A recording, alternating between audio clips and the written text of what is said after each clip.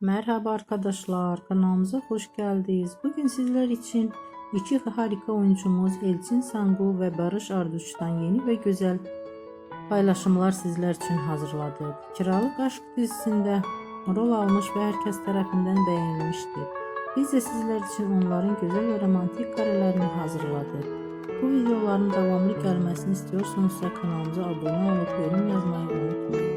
Böylelikle